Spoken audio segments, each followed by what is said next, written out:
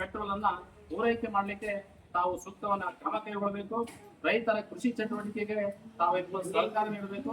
ತಾಲೂಕಿನಲ್ಲಿ ತಲೆದೂರಿರ್ತಕ್ಕಂಥ ಕೊರತೆಯಾಗಿರ್ತಕ್ಕಂಥ diesel petrol ಅನ್ನ ಸರಿಯಾದ ರೀತಿಯಲ್ಲಿ ಪೂರೈಕೆ ಮಾಡಿ ಜನರಿಗೆ, ಇವತ್ತು ರೈತರಷ್ಟೇ ಇಲ್ಲ, ರೈತರು ವ್ಯಾಪಾರಸ್ಥರು ದಿನನಿತ್ಯ ಹೊತ್ಕೊಂಡ್ರೆ ಪ್ರತಿಯೊಬ್ಬರಿಗೂ ಡೀಸೆಲ್ ಬೇಕು, ಪೆಟ್ರೋಲ್ ಬೇಕು.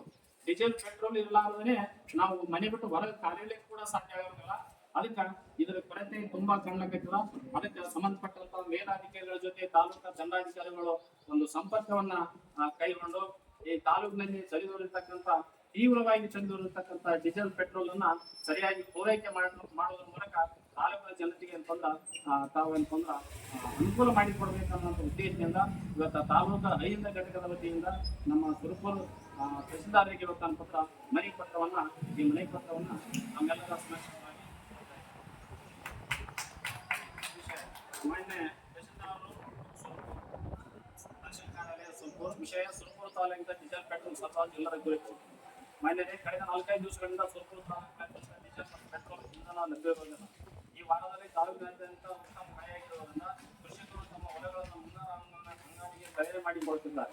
ಆದರೆ ಯಾವ ಪೆಟ್ರೋಲ್ ಪಂಪ್ಗಳಲ್ಲಿ ಕೂಡ ಇಂಧನ ಲಭ್ಯವಿರುವುದಿಲ್ಲ. ರೈತರು ದಿನಾಲು ನಿತ್ಯ ಕ್ಯಾನ್ಗಳನ್ನು ಹಿಡಿದುಕೊಂಡು ಪೆಟ್ರೋಲ್ ಪಂಪ್ಗಳನ್ನು ಸುತ್ತುತ್ತಿದ್ದು ಸದರಿ ಸಾಲದಲ್ಲಿ ನಿಲ್ಲುತ್ತಿದ್ದಾರೆ.